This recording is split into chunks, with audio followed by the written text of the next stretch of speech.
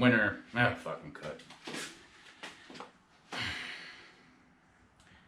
Good afternoon on a blistering hot Sunday, all you Bird Files followers. And thank you for all that have subscribed. We're up to 115.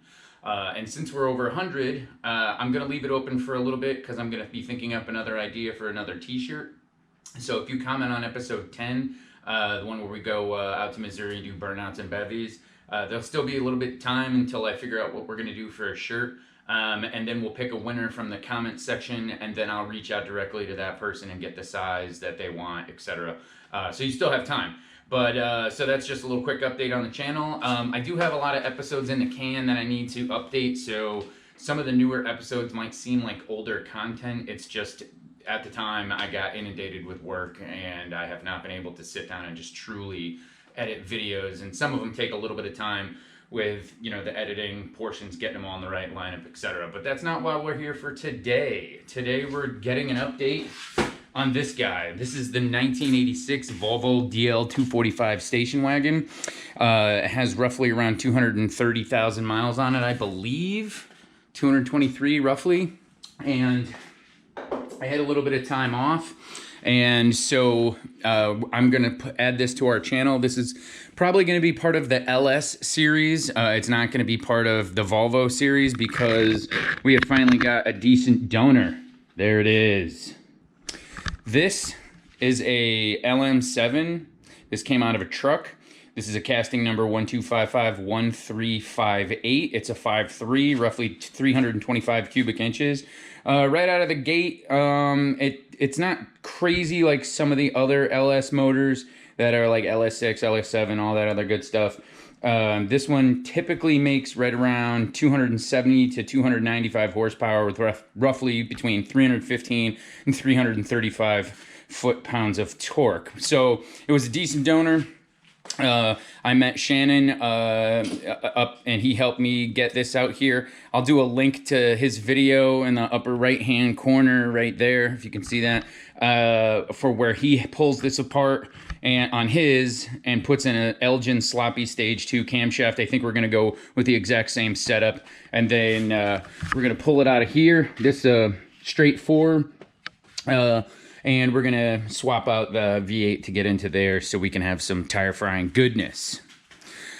So I haven't really come up with a name. I've been bouncing around with a couple of them. As you can see, there's some age going on here. I'm not gonna do too much to it, like I've said in previous videos. I'm just gonna kind of clean it up and then just kind of hot rod it.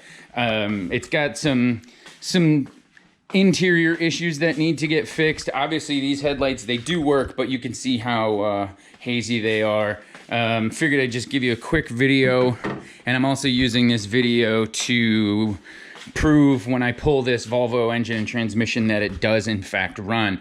I was thinking about calling him Richard Simmons for a while because the first tape we found in the tape deck when we got in was this deal a meal with Richard Simmons. I don't know, I'm toying with that idea, I don't know. Well, this is the interior. One thing I do want to do is completely rip out the dash and redo it from scratch with either, all toggle switches or something like that. I probably will keep the temperature selector in there if I can get that to work. This is a vehicle that does have air conditioning. It turns on. I just think there's a leak somewhere. It doesn't actually get any cold. And I do want to get rid of these European style fuses. I do not like them one bit. But yeah, so there's no need to push the clutch pedal in because that's kind of broken, but I mean you can use the clutch, it will go into gear, but so you can see it fires right up, not a problem. So what do we got? 222,133. The clock doesn't work either, it's random. Like right now, what does it say? 8:41 ish. I'll come out here in a couple days and start it up again and it'll say 12:02. But you can see it's got 4 bar of oil pressure, so 1 bar is 14.7, so let's just round it up to 15. So 15 times 4 is 60, so it's got 60 pounds of oil pressure. I'm not sure if the oil pump was replaced at any given time, but like this is the original mileage. I have driven this around the block, super sketchy, but that does change. The odometer does change. But yeah, that's the Volvo red block. It's 141 cubic inches. I think it makes around 100 horsepower, not too much, but yeah. Runs great.